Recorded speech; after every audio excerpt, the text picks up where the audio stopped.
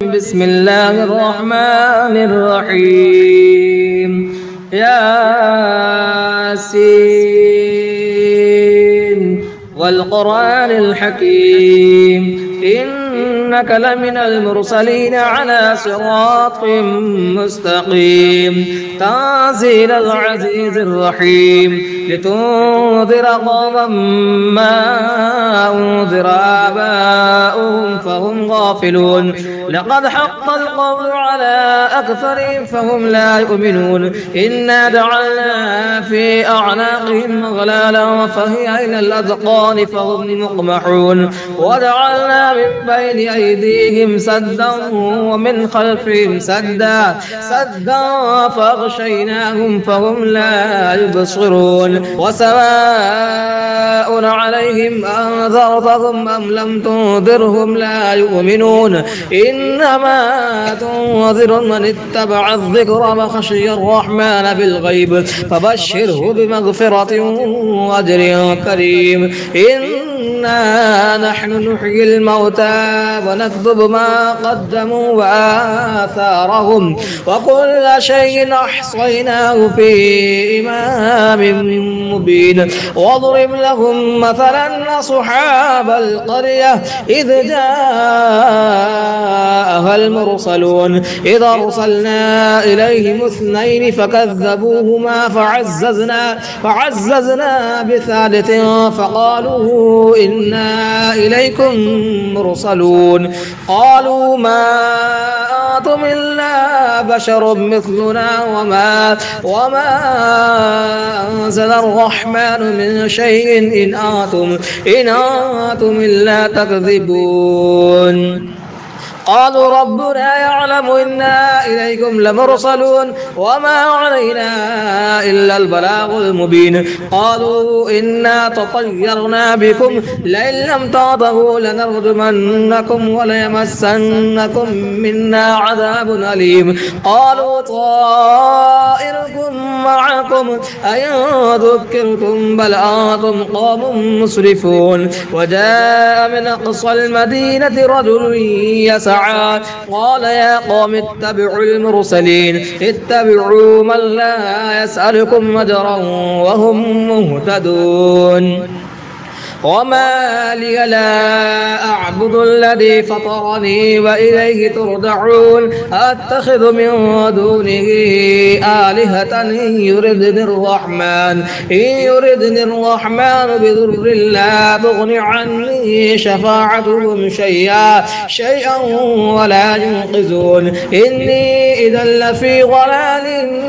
مبين إني آمنت بربكم فاسمعون قيل ادخل الجنة قال يا ليت قومي يعلمون بما غفر لي ربي وجعلني من المكرمين وما أنزلنا على قومه من بعده من دود من السماء وما كنا منزلين إن كانت إلا صيحة واحدة فإذا هم خامدون يا حسرة على العباد ما يأتيهم من رسول إلا كانوا به يستهزئون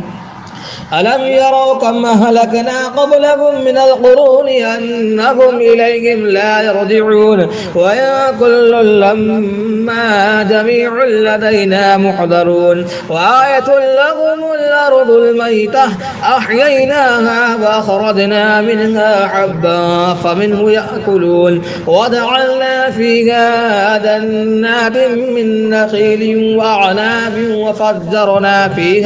وفجرنا فيها من العيون ليأكلوا من ثمره وما عملته أيديهم أفلا يشكرون سبحان الذي خلق الأزواج كلها مما تنبت الأرض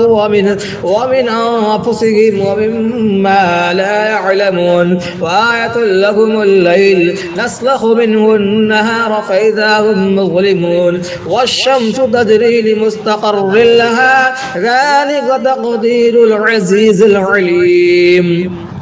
والقمر قدرناه منازل حتى عاد كالعرجون القديم لا الشمس ينبغي لها أن تدرك القمر ولا الليل سابق النهار وكل في فلك يسبحون وآية لهم أنا حملنا ذريتهم في الفلك المشحون وخلقنا لهم من مثله ما يركبون وإن نشأ نغرقهم فلا صريخ لهم ولا هم ينقذون إلا رحمة منا ومتاعا إلى حين وإذا قيل لهم اتقوا ما بين أيديكم وما خلفكم لعلكم ترحمون وما تأتيهم من آية من آيات ربهم إلا كانوا عنها معرضين وإذا قيل لهم أنفقوا مما رزقكم الله قال الذين كفروا للذين آمنوا ونطعم من لو يشاء الله أطعمه إن أنتم إلا في ضلال مبين ويقولون متى هذا الوعد إن كنتم صادقين ما ينظرون إلا صيحة واحدة تأخذهم وهم يخصمون فلا يستطيعون توصية ولا إلى أهلهم يرجعون ونفخ في الصور فإذا هم من الأجداث إلى ربهم ينسلون قالوا يا ويلنا من بعثنا من مرقدنا هذا ما وعد الرحمن وصدق المرسلون إن كانت إلا صيحة واحدة فإذا هم جميع لدينا محضرون فاليوم لا تظلم نفس شيئا ولا تجزون إلا ما كنتم تعملون إن أصحاب الجنة اليوم في شغل فاكهون هم وأزواجهم في ظلال على الأرائك متكئون لهم فيها فاكهة ولهم ما يدعون سلام قولا من رب رحيم وامتازوا اليوم أيها المجرمون ألم أعهد إليكم يا بني آدم ألا تعبدوا الشيطان إنه لكم عدو مبين وأن اعبدوني هذا صراط مستقيم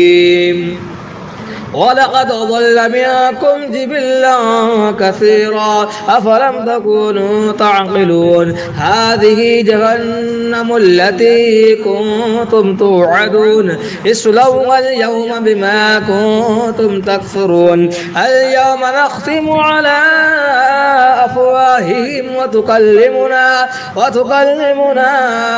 أيديهم وتشهد أرجلهم بما كانوا يكسبون ولو نشاء لطمسنا على أعينهم فاستبقوا الصراط فأنى يبصرون ولو نشاء لمسخناهم على مكانتهم فما استطاعوا مضيا ولا يرجعون ومن نعمله ننكسه في الخلق أفلا يعقلون وما علمناه الشعر وما ينبغي له إن هو إلا ذكر وقرآن مبين لينذر ما كان حيا ويحق القول على الكافرين أولم يروا أنا خلقنا لهم مما عملت أيدينا أنعاما فهم لها مالكون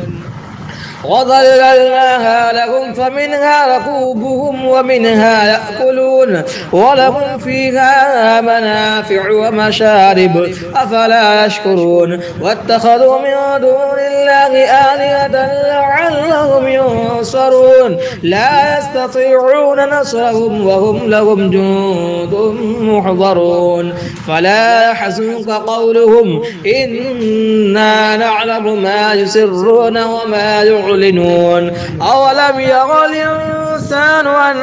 إنا خلقناه من نطفة فإذا هو خصيم مبين وضرب لنا مثلا ونسي خلقه قال من يحيي العظام وهي رميم قل يحييها الذي أنشأها أول مرة وهو بكل خلق عليم الذي جعل لكم من الشجر الأخضر نارا فإذا أنتم منه توقدون أوليس الذي خلق السماوات والأرض بقادر على أن يخلق مثلهم بلى وهو الخلاق العليم إنما أمره إذا أراد شيئا أن يقول له كن فيكون فسبحان الذي بيده ملكوت كل شيء وإليه ترجعون. بسم الله الرحمن الرحيم. الرحمن علم القرآن خلق الإنسان علمه البيان الشمس والقمر بحسبان والنجم والشجر يسجدان والسماء رفعها ووضع الميزان ألا تطغوا في الميزان وأقيموا الوزن بالقسط ولا تخسروا الميزان والأرض وضعها للأنام فيها فاكهة والنخل ذات الأكمام والحب ذو العصف والريحان فبأي آلاء ربكما تكذبان خلق الإنسان من صلصال كالفخار وخلق الجان من مارج من نار فبأي آلاء ربكما تكذبان رب المشرقين ورب المغربين فبأي آلاء ربكما تكذبان مرج البحرين يلتقيان بينهما برزخ لا يبغيان فبأي آلاء ربكما تكذبان يخرج منهما اللؤلؤ والمرجان فبأي آلاء ربكما تكذبان وله الجوار المنشآت في البحر كالأعلام فبأي آلاء ربكما تكذبان كل من عليها فان ويبقى وجه ربك ذو الجلال والإكرام فبأي آلاء ربكما تكذبان يسأله ما في السماوات والأرض كل يوم هو في شأن فبأي آلاء ربكما تكذبان سنفرغ لكم أيها الثقلان فبأي آلاء ربكما تكذبان يا معشر الجن والإنس إن استطعتم أن تنفذوا من أقطار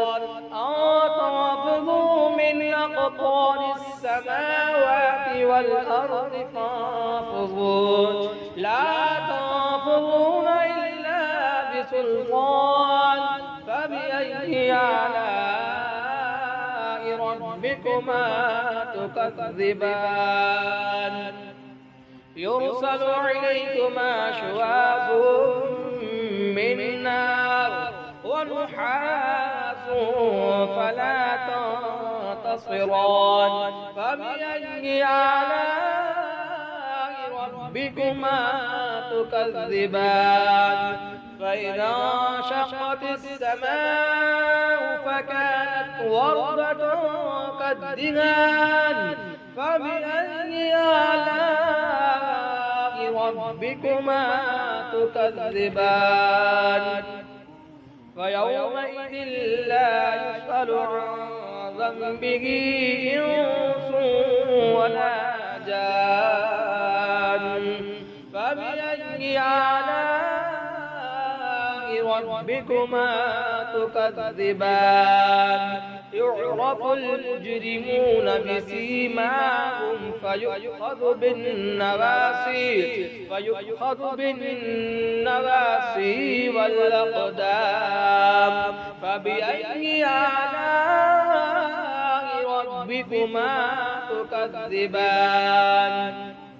هذه جهنم التي يكذب بها المجرمون يطوفون بينها وبين حميم آن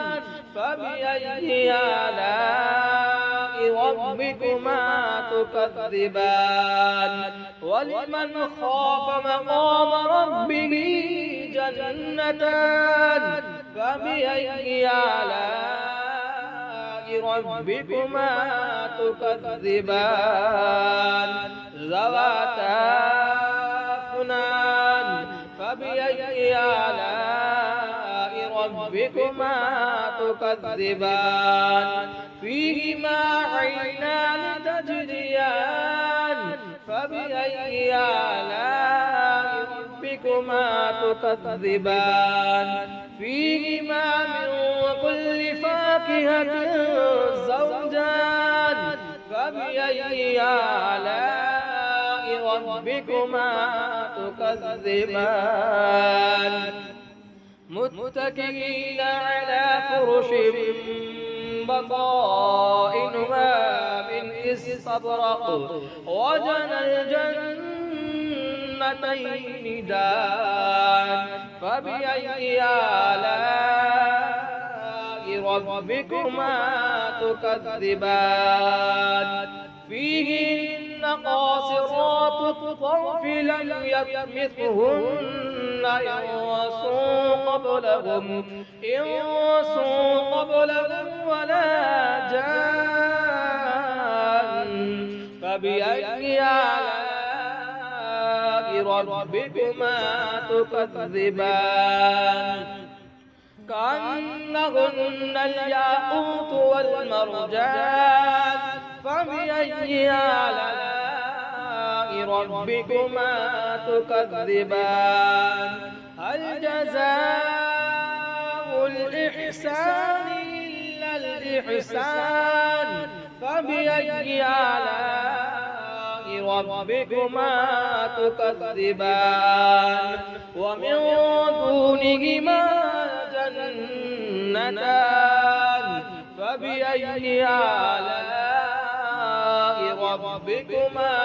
تكذبان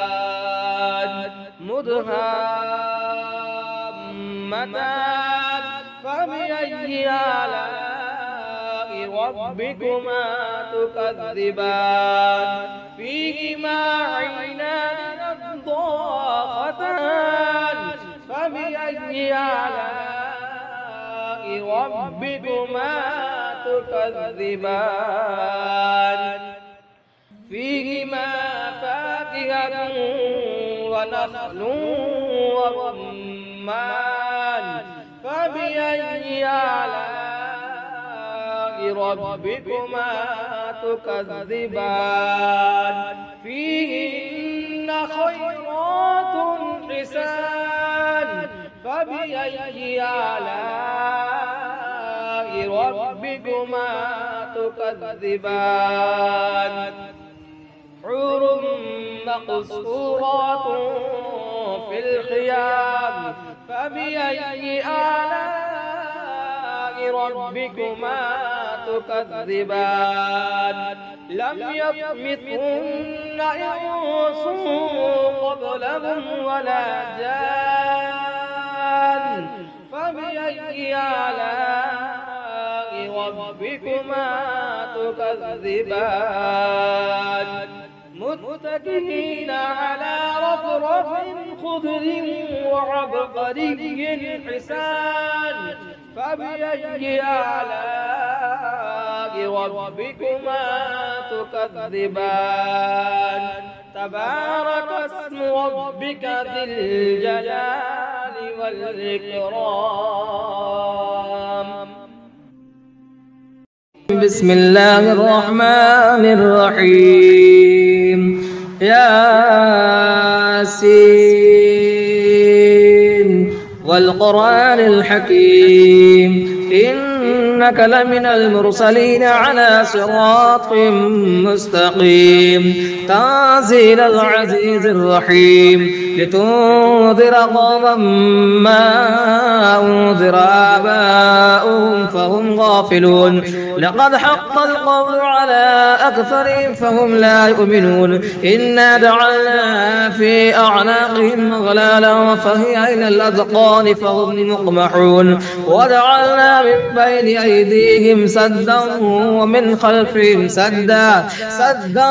فأغشيناهم فهم لا يبصرون وسواء عليهم أنذرتهم أم لم تنذرهم لا يؤمنون إنما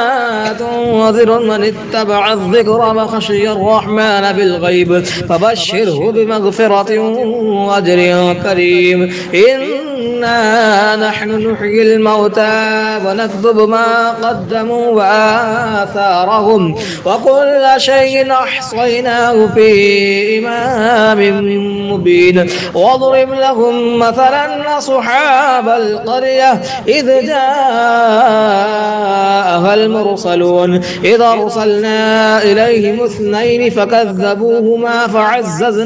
فعززنا بثالث فقالوا إنا إليكم مرسلون قالوا ما أنتم إلا بشر مثلنا وما أنزل الرحمن من شيء إن أنتم إلا تكذبون قالوا ربنا يعلم إنا إليكم لمرسلون وما علينا إلا البلاغ المبين قالوا إنا تطيرنا بكم لئن لم تنتهوا لنرجمنكم وليمسنكم منا عذاب أليم قالوا طائركم معكم أئن ذكرتم بل أنتم قوم مسرفون وجاء من أقصى المدينة رجل يسعى قال يا قوم اتبعوا المرسلين اتبعوا من لا يسألكم أجرا وهم مهتدون وما لي لا أعبد الذي فطرني وإليه ترجعون أتخذ من دونه آلهة إن يردني الرحمن بضر لا تغن عني شفاعتهم شيئا ولا ينقذون إني إذا لفي ضلال مبين إني آمنت بربكم فاسمعون قيل ادخل الجنة قال يا ليت قومي يعلمون بما غفر لي ربي وجعلني من المكرمين وما أنزلنا على قومه من بعده من دود من السماء وما كنا منزلين إن كانت إلا صيحة واحدة فإذا هم خامدون يا حسرة على العباد ما يأتيهم من رسول إلا كانوا به يستهزئون ألم يروا كم أهلكنا قبلهم من القرون أنهم إليهم لا يرجعون وإن كل لما جميع لدينا محضرون وآية لهم الأرض الميتة أحييناها فأخرجنا منها حبا فمنه يأكلون وجعلنا فيها جنات من نخيل وأعناب وفجرنا فيها من العيون ليأكلوا من ثمره وما عملته أيديهم أفلا يشكرون سبحان الذي خلق الأزواج كلها مما تنبت الأرض ومن أنفسهم ومما لا يعلمون وآية لهم الليل نسلخ منه النهار فإذا هم مظلمون والشمس تجري لمستقر لها ذلك تقدير العزيز العليم والقمر قدرناه منازل حتى عاد كالعرجون القديم لا الشمس ينبغي لها أن تدرك القمر ولا الليل سابق النهار وكل في فلك يسبحون وآية لهم أنا حملنا ذريتهم في الفلك المشحون وخلقنا لهم من مثله ما يركبون وإن نشأ نغرقهم فلا صريخ لهم ولا هم ينقذون إلا رحمة منا ومتاعا إلى حين وإذا قيل لهم اتقوا ما بين أيديكم وما خلفكم لعلكم ترحمون وما تأتيهم من آية من آيات ربهم إلا كانوا عنها معرضين وإذا قيل لهم أنفقوا مما رزقكم الله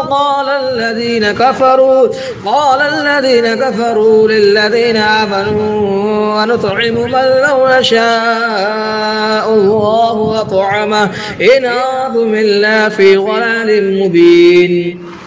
ويقولون متى هذا الوعد إن كنتم صادقين ما ينظرون إلا صيحة واحدة تأخذهم وهم يخصمون فلا يستطيعون توصية ولا إلى أهلهم يرجعون ونفخ في الصور فإذا هم من الأجداث إلى ربهم ينسلون قالوا يا ويلنا من بعثنا من مرقدنا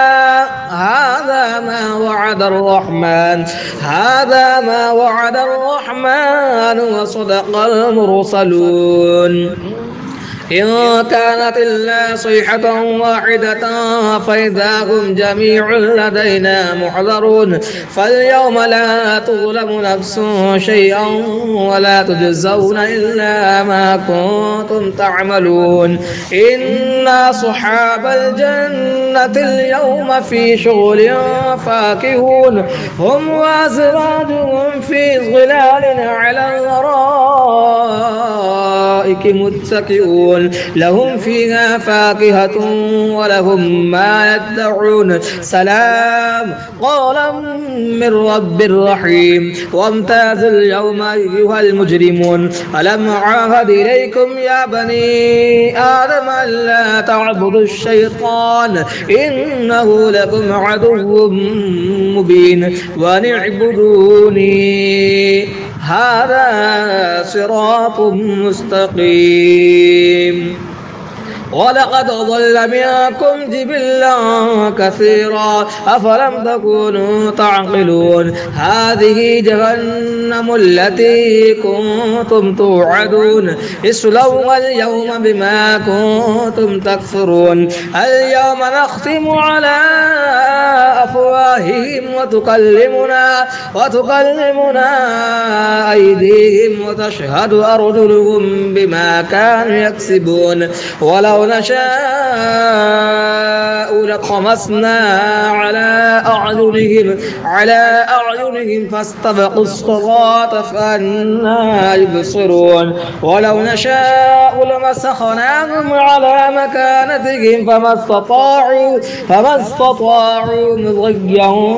ولا يرجعون ومن نعمره ننكسه في الخلق أفلا يعقلون وما علمناه علمناه الشعر وما ينبغي له إن هو إلا ذكر وقرآن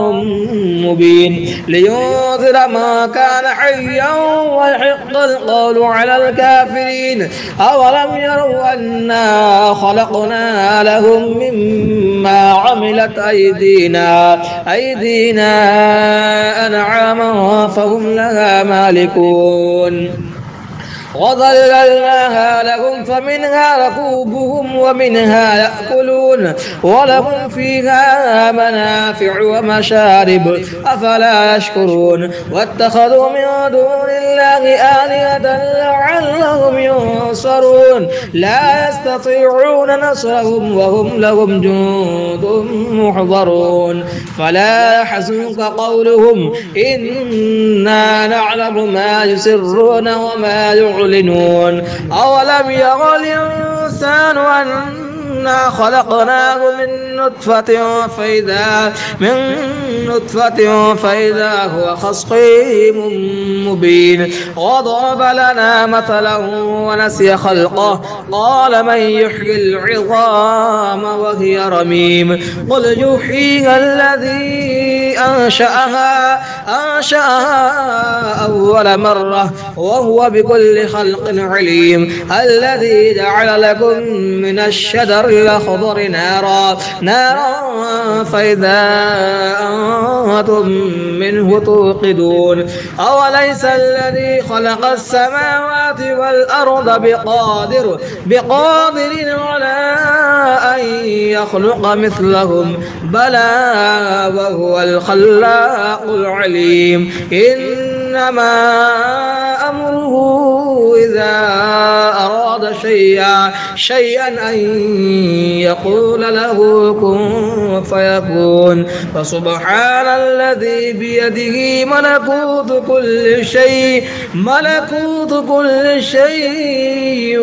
وإليه ترجعون. بسم الله الرحمن الرحيم. الرحمن علم القرآن خلق الإنسان علمه البيان الشمس والقمر بحسبان والنجم والشجر يسجدان والسماء رفعها ووضع الميزان ألا تطغوا في الميزان وأقيموا الوزن بالقسط ولا تخسروا الميزان والأرض وضعها للأنام فيها فاكهة والنخل ذات الأكمام والحب ذو العصف والريحان فبأي آلاء ربكما تكذبان خلق الإنسان من صلصال كالفخار وخلق الجان من مارج من نار فبأي آلاء ربكما تكذبان رب المشرقين ورب المغربين فبأي آلاء ربكما تكذبان مرج البحرين يلتقيان بينهما برزخ لا يبغيان فبأي آلاء ربكما تكذبان يخرج منهما اللؤلؤ والمرجان فبأي آلاء ربكما تكذبان وله الجوار المنشآت في البحر كالأعلام فبأي آلاء ربكما تكذبان كل من عليها فان ويبقى وجه ربك ذو الجلال والإكرام فبأي آلاء ربكما تكذبان يسأله ما في السماوات والأرض كل يوم هو في شأن فبأي آلاء ربكما تكذبان سنفرغ لكم أيها الثقلان فبأي آلاء ربكما تكذبان يا معشر الجن والإنس إن استطعتم أن تنفذوا من أقطار السماوات والأرض فانفذوا لا تنفذون إلا بسلطان فبأي آلاء ربكما تكذبان يرسل عليكما شواظ من نار ونحاس فلا تنتصران فبأي آلاء ربكما تكذبان فإذا انشقت السماء فكانت وردة كالدهان فبأي آلاء ربكما تكذبان فيومئذ لا يسأل عن ذنبه إنس ولا جان فبأي آلاء ربكما تكذبان يعرف المجرمون بسيماهم فيؤخذ بالنواسي والأقدام فبأي آلاء ربكما تكذبان هذه جهنم التي يكذب بها المجرمون يطوفون بينها وبين حميم آن فبأي آلاء ربكما تكذبان ولمن خاف مقام ربه جنتان فبأي آلاء ربكما تكذبان ذواتا أفنان فبأي آلاء ربكما تكذبان فيهما عينان تجريان فبأي آلاء ربكما تكذبان فيهما من كل فاكهة زوجان فبأي آلاء ربكما تكذبان متكئين على فرش بطائنها من استبرق وجنى الجنتين دان فبأي آلاء ربكما تكذبان فيهن قاصرات الطرف لم يطمثهن إنس قبلهم ولا جان فبأي آلاء ربكما تكذبان كأنهن الياقوت والمرجان فبأي آلاء ربكما تكذبان هل جزاء الإحسان إلا الإحسان فبأي آلاء ربكما تكذبان ومن دونهما جنتان فبأي آلاء ربكما تكذبان مدهامتان